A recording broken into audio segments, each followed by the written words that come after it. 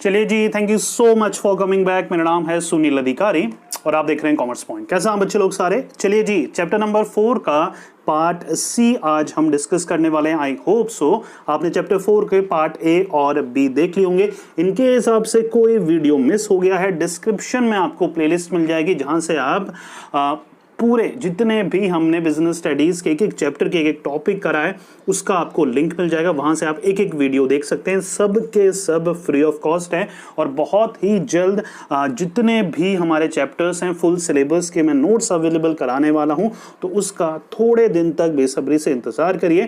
फिर आपको पूरे सिलेबस के जिन नोट्स से मैं पढ़ा रहा हूं, जी हाँ, जिन नोट्स से मैं आपको पढ़ा रहा हूं वही नोट्स आप बच्चों के लिए भी बहुत जल्द अवेलेबल होने वाले हैं। राइट, चलिए स्टार्ट करेंगे पार्ट सी। देखिए, कल के वीडियो में हमने पूरा लिमिटेशंस देखे थे और प्लानिंग प्रोसेस हमने कंप्लीट करा था। आज के वीडियो में टाइप्स ऑफ प्लान देखने वाले हैं हम और उससे रिलेटेड जितने भी फंडामेंटल कॉन्सेप्ट है वो हम पढ़ने वाले हैं। चलिए स्टार्ट करेंगे। देखिए, plan is a document that outlines how goals are going to be made. Plan क्या है? एक तरह की आउटलाइन है। कोई भी गोल हमें अचीव करना है तो हम तैयारी करते हैं, तैयारी ही हमारा प्लान है कि हमें ये चीज करनी है, ऐसे करना है, ये चीज हमें करनी है। प्लान क्या है? आउटलाइन है किसी भी गोल को अचीव करने के लिए। हो रहा है बच्चों क्लियर? चलिए, यहां पर दो टाइप्स के बेसिकली प्लान फॉर्म करती है ऑर्गेनाइजेशन। एक होता है सिंगल यूज प्लान्स, एक होता है सिंगल यूज प्लान्स और दूसरा होता है स्टैंडिंग प्लान्स। दोनों के बीच में डिफरेंस अच्छे से समझिएगा। राइट, चलिए, सिंगल यूज प्लान क्या है? देखिए, single use plans are one time use plan. ऐसे प्लान जो एक ही बार लाइफ टाइम में एक ही बार जब यूज में आते हैं प्लान, हम उसको सिंगल यूज प्लान कहते हैं, जैसे नाम से पता लग रहा है। हो रहा है बच्चों clear? These are designed to achieve a particular goal. Once achieved, will not reoccur in future. एक बार लाइफ टाइम में एक बार ही हम इन प्लान्स को यूज में लेते हैं और जैसे ही वो गोल अचीव होता है ये प्लान भी हमारे एंड हो जाते हैं। यस और नो? हो रहा है बच्चों क्लियर? स्टैंडिंग प्लान क्या है बच्चों लोगों? देखिए, standing plan are also known as repeat use plans. These plan focus on situation which occur repeatedly. नाम से पता लग रहा है रिपीटेड एक्शन या यूज प्लान हम इसको बोलते हैं, जो कि हर सिचुएशन में हम इनको रिपीट कर सकते हैं और ये बार बार यूज आने वाले प्लान हैं। एक ही बार जो प्लान यूज में आए सिंगल यूज प्लान, बार बार जो प्लान यूज में आए स्टैंडिंग प्लान। क्लियर हो रहा है? कोई कंफ्यूजन? चलिए आगे बढ़ते हैं। देखिए, टाइप्स ऑफ प्लान्स की बात करें, अब बेसिक से हमारे 7 to 8 हमारे टाइप्स होते हैं। वन बाय वन सबको डिस्कस करते हैं। पहला है objectives. Objectives are the ends towards which the activities are directed. They are the end result of every activity. जी हाँ, बिना ऑब्जेक्टिव के हम प्लानिंग स्टार्ट नहीं करते हैं, तो इसलिए हम क्या है, these are the end towards which the activities are directed. ये एक एंड है, मतलब जो भी हमें काम करना है वो गोल को अचीव करने के लिए, ऑब्जेक्टिव को अचीव करने के लिए तो करना है। राइट, तो ये क्या है हमारे ये हमारे एंड है जिसके थ्रू हम एफर्ट करते हैं उसको अचीव करने की। फीचर्स देख लेते हैं। देखिए, कैसे होने चाहिए objective? All activities are guided towards the objective. जितनी भी एक्टिविटीज हैं उस ऑब्जेक्टिव या गोल को अचीव करने में लगनी चाहिए। Serve as guide for overall business planning. बिल्कुल ठीक है, ये गाइड की तरह काम करता है जितनी भी ओवरऑल हमारी प्लानिंग होगी, क्योंकि बिना ऑब्जेक्टिव के हम अच्छे से प्लान नहीं कर पाएंगे। और these are usually set by top level management. ये सेट कौन करता है, बनाता कौन है? ऑब्जेक्टिव्स हमारा टॉप लेवल बनाता है। यहाँ तक कोई क्लियर प्रॉब्लम आ रही है बच्चों? क्लियर हो रहा है? बिल्कुल। चलिए स्ट्रेटेजी की तरफ बढ़े। Strategy is a comprehensive plan to achieve the organisation objective. Strategy क्या है? कॉम्प्रिहेंसिव प्लान है किसी भी हम ऑब्जेक्टिव या गोल को अचीव करने के लिए। स्ट्रेटेजी देखिए हम रोज नहीं बनाते हैं, जब भी हमें अपने कॉम्पिटिटर्स को बीट करना है, जब भी सिचुएशन थोड़ी टफ है तब हम स्ट्रेटेजी बनाते हैं। राइट, तो एडवांस रूप प्लानिंग का हम स्ट्रेटेजी को बोल सकते हैं। फीचर्स क्या है? देखिए, blueprint of the business and provide outline of business. कैसे क्या करना है उसके लिए आउटलाइन बनाना, ऑब्जेक्टिव को अचीव करने के लिए हम उसको स्ट्रेटेजी बोल सकते हैं। और इन्फ्लुएंस्ड बाय बिजनेस एनवायरनमेंट, ये बहुत जरूरी है। देखिए, कोई भी स्ट्रेटेजी बिजनेस एनवायरनमेंट से इन्फ्लुएंस्ड होती है, that simply means business environment की स्कैन कर कर ही हम स्ट्रेटेजी बनाते हैं।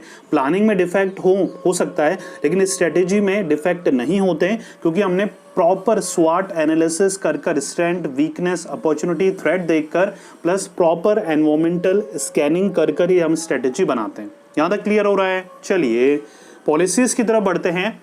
Policy can be defined as organisation general response to a particular problem और situation.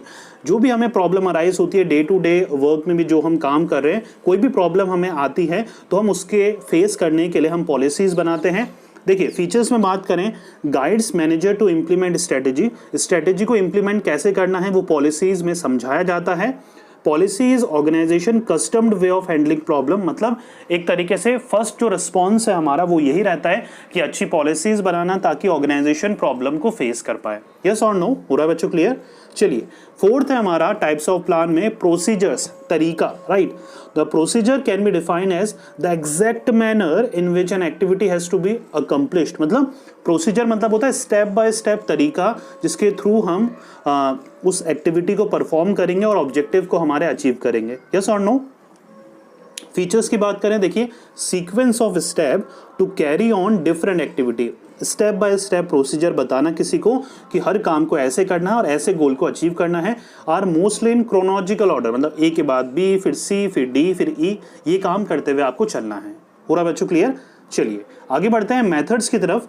Methods can be defined as formalised और systematic way of doing routine और repetitive job. Method क्या है? एक तरीका है, ये फॉर्मलाइज्ड भी हो सकता है और सिस्टमैटिक तरीका होता है।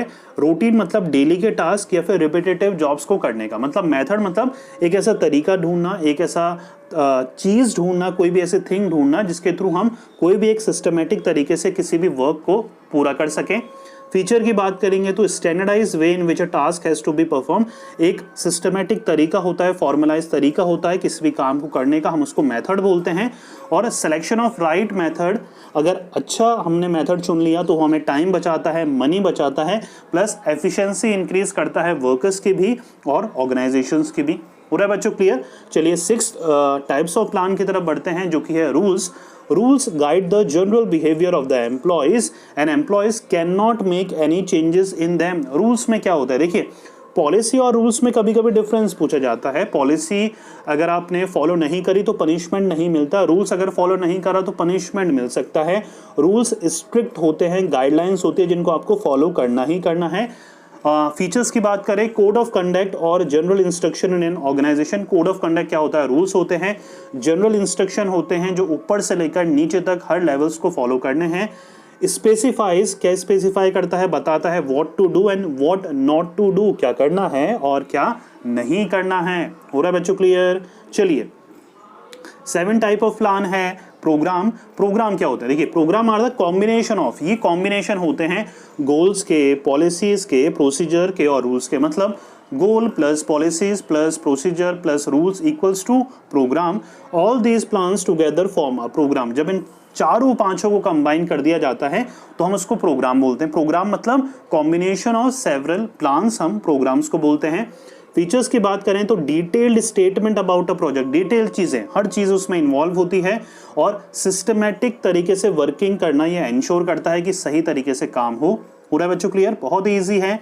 नेक्स्ट आता है हमारा, लास्ट भी है हमारा ये बजट। बजट क्या होता है? देखिए budget is the statement of expected result expressed in numerical term. मतलब क्या हमें चाहिए फ्यूचर में और न्यूमेरिकल टर्म में एक्सप्रेस्ड करना। मतलब किसी भी एक्टिविटी में कितना खर्चा होगा उसके लिए एक्सपेक्ट करना, फोरकास्ट करना कि 1 लाख, 2 लाख, 10 लाख, 50 लाख इस एक्टिविटी को करते वक्त खर्चा होगा, इतने हमें हर डिपार्टमेंट को देने हैं, इतना बजट हमें एलोकेट करना है हर डिपार्टमेंट के लिए। तो ये क्या है? न्यूमेरिकल टर्म में प्रोजेक्ट होता है और किसी भी गोल को अकम्प्लिश करने के लिए बजट एज अ रिसोर्स की जरूरत पड़ती है।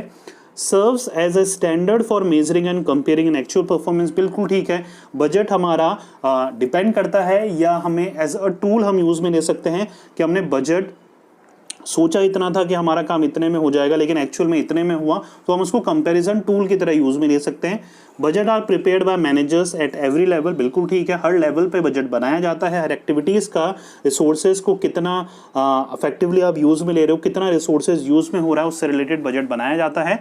It is a controlling device, जी हाँ, for which deviation can be taken care of. जो भी अंतर है, मान के चलिए आपने सोचा था कि ये काम 5 लाख में हो जाना चाहिए, वो काम हुआ 10 लाख में, डिविएशन आया 5 लाख का, राइट। 10 मतलब 5 लाख में सोचा था, 10 लाख में वो काम हुआ है, तो अंतर कितना हुआ? 5 लाख का डिविएशन हुआ। तो हमें ये पता लग जाएगा कि जो हमने सोचा था और एक्चुअल में जो हुआ है उसमें कितना अंतर होता है। या कितना अंतर है और हम कैसे उस अंतर को ठीक कर सकते हैं। हो रहा है बच्चों क्लियर? तो ये था हमारा टाइप्स ऑफ प्लान में 8th बजट। यस, क्लियर हो रहा है? कोई कंफ्यूजन? चलिए, अब इसका एक चार्ट होता है, आप चार्ट उसको पढ़ के देख सकते हैं। सबसे ऊपर ऑब्जेक्टिव आता है, स्ट्रेटेजी आता है, पॉलिसीज आता है, प्रोसीजर आता है, रूल्स आता है, प्रोग्राम्स आता है, मेथड्स आता है और फिर हमारा बजट आता है। हो रहा है बच्चों क्लियर? तो ये था चैप्टर नंबर 4 प्लानिंग। आज हमने कंप्लीट कर लिया है। 3 पार्ट्स में हमने इसको डिवाइड करके पढ़ा था। हमने first chapter, second chapter, third chapter के साथ भी ऐसा ही करा था।